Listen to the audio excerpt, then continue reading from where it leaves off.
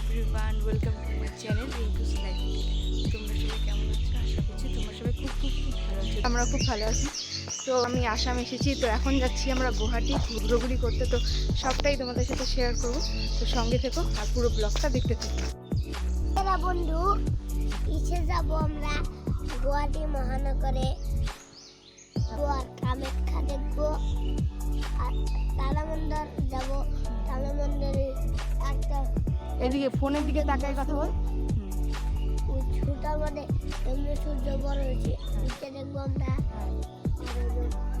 চিড়িয়াখানার বাঘ দেখবো, হাতি দেখবো, অনেক কিছু দেখবো। তো তোমরা আমাদের সঙ্গে থেকো আর লাইক আর সাবস্ক্রাইব করো। বল, যদি ভালো লাগে তাহলে দিদি চ্যানেলটাকে সাবস্ক্রাইব করো সবাই। তো আমাদের সঙ্গে থেকো, আমরা এখন যাচ্ছি। আমাদের সাথে থেকো, আমরা এখন যাচ্ছি। তো আমরা সবাই এখন বেরিয়ে পড়েছি। তো স্টেশনে গিয়ে তোমাদের সাথে দেখা হচ্ছে। পুরো ব্লগটা দেখতে থাকো, সবটাই তোমাদের সাথে শেয়ার করার চেষ্টা করবো। আর এই যে আমার ভাই। তো আগের দিন রাত্রিবেলা ঠিক করা হয়েছিল যে আমরা প্রত্যেকে হেঁটে স্টেশন যাব, কারণ দাদুবাড়ি থেকে বেশি দূর না স্টেশন, তো অনেকটাই কাছে। আর আমরা ঠিক করেছিলাম হেঁটেই যাব। এবার সকাল সকাল উঠে পড়েছি আমরা সকলেই, আর আমরা বেরিয়েও পড়েছি। তো আমার 3 মাসি, দাদু, দিদা, মা, বাবা, ভাই, বোন, দিদি, দাদা, 1 মেসো আর 2 মেসো যেতে পারিনি, কারণ তাদের একটু কাজ ছিল, তার জন্য আর যেতে পারিনি আমাদের সাথে। তো আর কি করা যাবে, আমরা সকলে মিলে বেরিয়ে পড়েছি। স্টেশন অনেকটা কাছেই চলে এসেছি। আর এই দেখো চলে এলাম। আর এদিকে ভাই খুশিতে কি বলছিল দেখো, আমি নিজেও জানি না তখন কি বলছিল। আর এখন যাব আমরা 2 নম্বর প্ল্যাটফর্মে, আর দাদারা ওদিকে টিকিট কাটছিল। তো আমরা এখন মাসি আমরা চলে যাচ্ছি 2 নম্বর প্ল্যাটফর্মের দিকে। তো চলো দেখতে থাকো।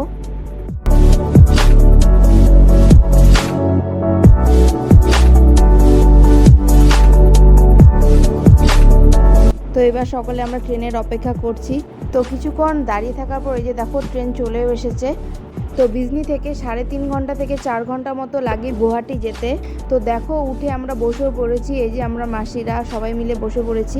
তো এখন সবাই গল্পে ব্যস্ত হয়ে পড়েছে। তো এই 3.5 ঘন্টা থেকে 4 ঘন্টা বসে আমরা গল্প করে ঘুমিয়ে পৌঁছে গেলাম স্টেশনে, কামাখ্যা স্টেশন। তো আমি তো এই প্রথমবার গুয়াহাটি এলাম। তোমরা কারা কারা আগেও এসেছো অবশ্যই কমেন্ট করে জানিও। আমার মাসিরা এসেছে আগেও 2বার এসেছে, আমি তো এই প্রথমবার এলাম। তো এবার স্টেশন থেকে বেরিয়ে পড়বো আমরা সকলে। আর এইদিকে দেখো বেরিয়েও পড়েছি। তো কিছুটা এগোতেই আমরা একটা বাস নিয়ে কামাখ্যা গেট পর্যন্ত চলে যাব। এই যে দেখো বাসে উঠেও পড়েছি আমরা সকলে। তো কামাখ্যা গেট পর্যন্ত চলেও এলাম। তো মন্দিরটা যেহেতু নীলাচল পর্বতের ওপরে অবস্থিত, তো গেট থেকে মন্দিরে যাওয়ার জন্য আমাদের 2টো গাড়ি রিজার্ভ করা হয়েছিল। তো এখানেই আমাদের রুম নেওয়া হয়েছিল। তো চলো পুরোটাই তোমাদের সাথে শেয়ার করবো, দেখতে থাকো পুরো ব্লগটা। এরপর আমরা নীলাচল পর্বতের সুন্দর প্রাকৃতিক দৃশ্য দেখতে দেখতে সামনের দিকে এগিয়ে যাচ্ছি। দেশ তো ছিলি অন্য দেশে, মাখলি কেন জল? ডুবছি ভাসছি এই দরিয়ায়, চলছি অনর্গল। দেশ তো ছিলি অন্য দেশে, মাখলি কেন জল? ডুবছি এদিকে তাকায় বল। কামাখ্যা দর্শন কৰিবলৈ যাই আছো, কামাখ্যা দর্শন কৰিবলৈ যাই আছো। বল দর্শন কৰিব যাই আছো। আর মোট 3টা মাসি, মোট 4টা দিদি, মোট 3টা দাদা, 3টা দাদা, 3টা। তো ভাইয়ের এসএমএস কথা শুনতে শুনতে আমরা এই যে পৌঁছেও গেলাম। আমাদের যেহেতু 2টো গাড়ি রিজার্ভ করা হয়েছিল, তো আমরা আগেই চলে এসেছিলাম। আর আরেকটা গাড়ি পিছনে আসছে, তো তাদের জন্য আমরা এখন অপেক্ষা করছি। তো এই যে দেখো মুখ চোখের কী অবস্থা হয়ে গেছে। আর এই যে আমার বোন। তো মন্দিরের কাছাকাছি আমাদের রুম নেওয়া হয়েছিল। তো এই বাড়িটাতেই আমরা ছিলাম। তো চলো ভেতরটা তোমাদের সাথে একটু শেয়ার করি, দেখতে থাকো পুরো ব্লগটা। তো ভেতরে 3টে রুম ছিল। এই হলো আমার ভাই।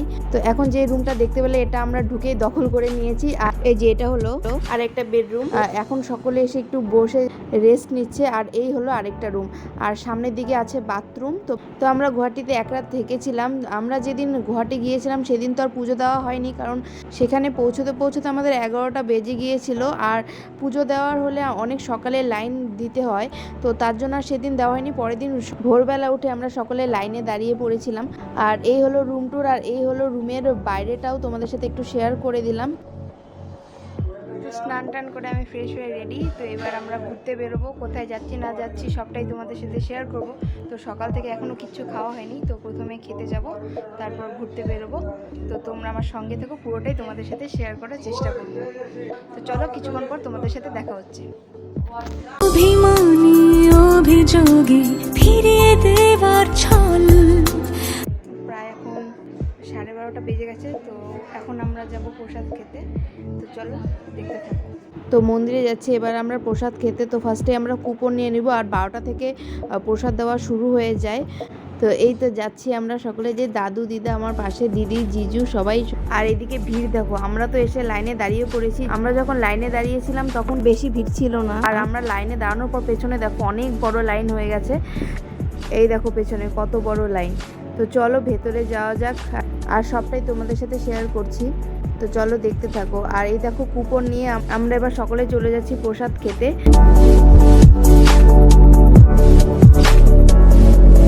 আর এই হলো আমার কুপন। তো এখানকার প্রসাদ দেওয়ার টাইমিং হচ্ছে 12টা থেকে দুপুর 3টে পর্যন্ত।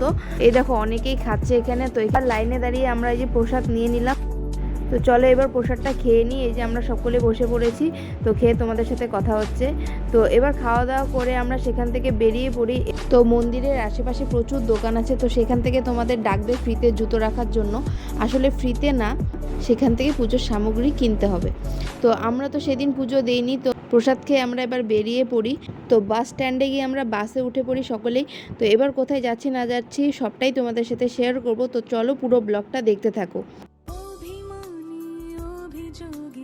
তো এই কামাখ্যা মন্দিরে মায়ের 51 সতীপীঠের মধ্যে মায়ের গর্ভ ও যোনি এখানটাতে পড়েছিল, আর তার জন্যই কিন্তু এখানে গর্ভ বা যোনির পুজো করা হয়। তো এখানে আসার আমার অনেক দিনেরই ইচ্ছে ছিল, তো সেটাও পূরণ হয়ে গেল, মায়েরই সব ইচ্ছে। তোর ঘড়ি জুড়ে আমার সময় থাক। তো এবার বাস থেকে আমরা সকলেই নেমে পড়ি। এবার যাব আমরা পিকক আইল্যান্ডে।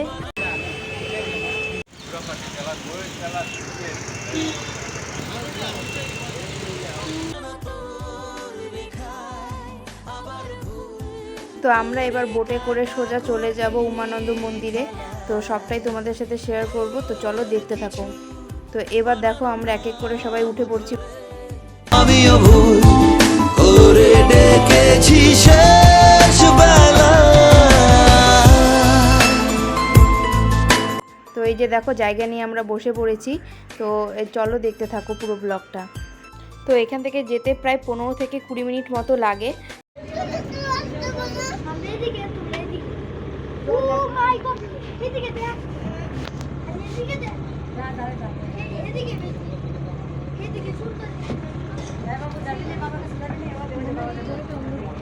এই ব্রহ্মপুত্র নদীর মাঝেই কিন্তু অবস্থিত সেই পিকক আইল্যান্ড, আমরা যেখানটায় এখন যাচ্ছি। উড়িয়ে দেবার আগে আমি আবার হোঁচট খাই ভোর রাতে। তো ভেতরে বসে বসে দেখতে ভাল লাগছিল না বলে আমরা একটু বাইরে বেরিয়ে এলাম। চারিপাশটা এত সুন্দর লাগছিল দেখতে, আর তোমাদের সাথেও শেয়ার করলাম। আর কথা বল, আমি তোর খুব সহজ বুকে আমার এই হাত পুড়িয়েছি তোর ঘড়ি জুড়ে। তো এই দেখো এটা হলো বোটের ওপরটা, আর এটা হলো বোটের নিচে সবার বসার জায়গা করা আছে। আর দেখতে দেখতে আমরা চলেও এলাম। ওই দেখো পিকক আইল্যান্ড, আর ওপর দিয়ে দেখো রোপওয়ে যাচ্ছে, কত সুন্দর লাগছে দেখতে।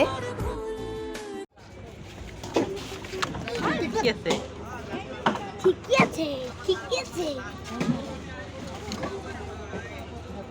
তো এই দেখো আমরা চলে এলাম উমানন্দ মন্দিরে। তো চলো এবার ভেতরে প্রবেশ করা যাক। উমানন্দ নদীর মাঝে পিকক আইল্যান্ডে অবস্থিত এই উমানন্দ মন্দিরটি আসলে একটি শিব মন্দির। তো কিছুটা ওপরে ওঠার পর নিচটা দেখতে এত সুন্দর লাগছিল। এই দেখো কত সুন্দর লাগছে দেখতে। জানো তো এত সব ভিডিও করার পর আমার স্টোরেজ প্রচণ্ড ফুল হয়ে গেছিলো। তারপরের দিন আমরা ভোর 3টে থেকে লাইনে দাঁড়িয়েছিলাম পুজো দেওয়ার জন্য। সেখানে প্রত্যেকটা ব্লগ আমি করে রেখেছিলাম, কিন্তু ব্লগ করার পর সেই ভিডিওগুলো আর আমার ফোনে সাপোর্টই করছিল না। তখন মনটা এত খারাপ হয়ে গিয়েছিলো, আর কি বলবো, সেগুলো আর তোমাদের সাথে শেয়ারই করতে পারলাম না। আর এখানেও আরও অনেক ভিডিও করে রেখেছিলাম, সেগুলো সাপোর্ট না করার জন্য শেয়ার করতে পেলাম না। এই উমানন্দ মন্দিরে যেন এই কাঠগোলাপ গাছগুলো ছিল, এত সুন্দর লাগছে ফুলগুলো, আর আমার প্রিয় ফুল হচ্ছে কাঠগোলাপ। পরের দিনের ভিডিওগুলো তো তোমাদের সাথে শেয়ার করতে পারলাম না। তো কামাখ্যা মন্দিরে পুজো দেওয়ার কিছু ছবি আর উমানন্দ মন্দিরের সমস্ত ছবি তোমাদের সাথে শেষে শেয়ার করছি। বেশ তো ছিলি অন্য দেশে, মাখলি কেন? তো এই ব্লগটা কেমন লাগলো অবশ্যই কমেন্ট করে জানিও। যদি ভালো লেগে থাকে অবশ্যই একটা লাইক করে দিও, আর যারা নতুন দেখছো আমার চ্যানেলটিকে অবশ্যই সাবস্ক্রাইব করে দিও। তো এই ছবিগুলি হলো তার পরের দিন সকালবেলা পুজো দেওয়ার সময়। তো দেখা হচ্ছে নেক্সট কোনো এক সুন্দর ব্লগের সাথে। তো তোমরা সবাই ভালো থেকো, সুস্থ থেকো, বাই সকলকে। পূর্বতের আশা